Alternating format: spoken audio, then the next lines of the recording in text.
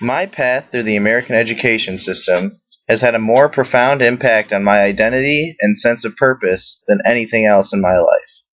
Even my parents, my peers, or the media. I've always felt an affinity towards education, and school was the place I felt I could excel. My career in education started at J.F. Burns Elementary School in Cincinnati, Ohio. Sadly, I don't remember much of those days, but I only went to preschool there anyways. Once my family moved to Michigan, I went to Kurtz Elementary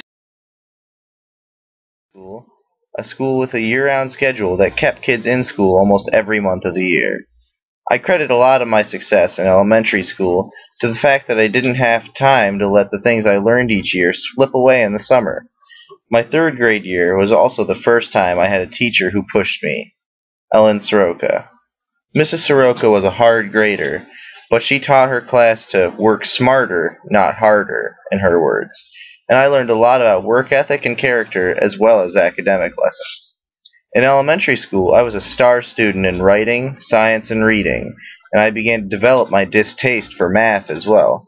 I loved astronomy and devoured books on the subject, and the time we spent in science class discussing astronomy was divided into the teacher lecturing the class for half the period and me lecturing the teacher for the other half. My love of learning followed me to Oak Valley Middle School,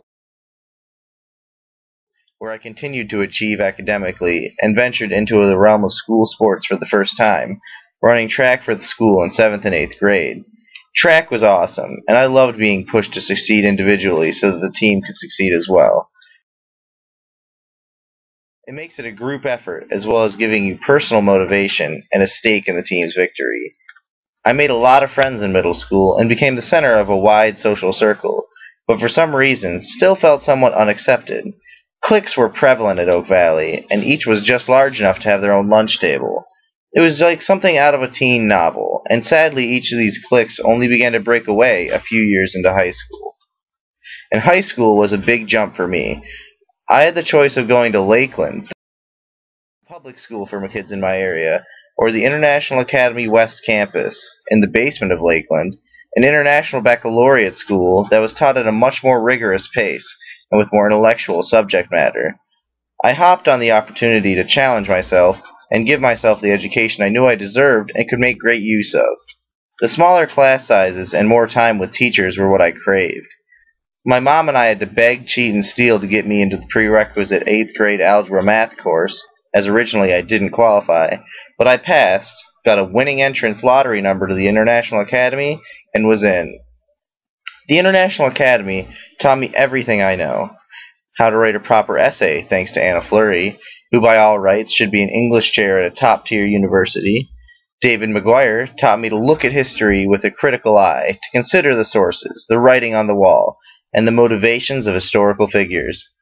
Madame Mary Claire Wissman got me to be near fluent in French after only 4 years of instruction, and enlightened me to the subtleties and beauty of French culture, as did Profe Rieger for Spanish language and culture, for I was able to take both at the same time. The International Academy had an international curriculum, one in which we would learn about a region in history and also study that region's works in English. Freshman year was world literature and history, and we learned about the birth of civilization and the world outside of North America through many different avenues, and I feel much more enlightened about the world for having had this education.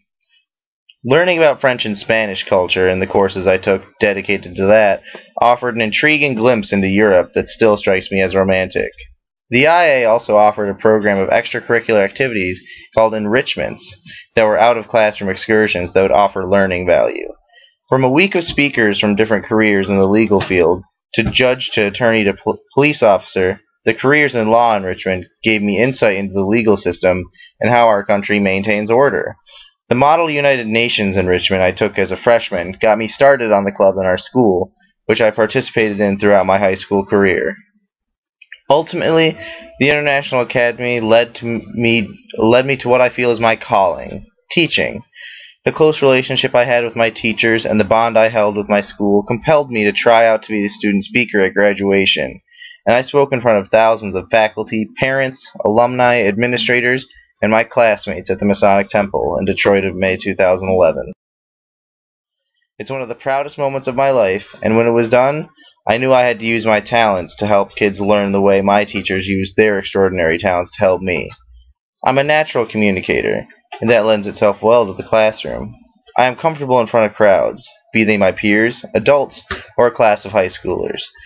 Teaching is what I want to spend my life doing, and I am so grateful my life has taken me to Albion College, and that I am working my way towards becoming what I've always wanted to be.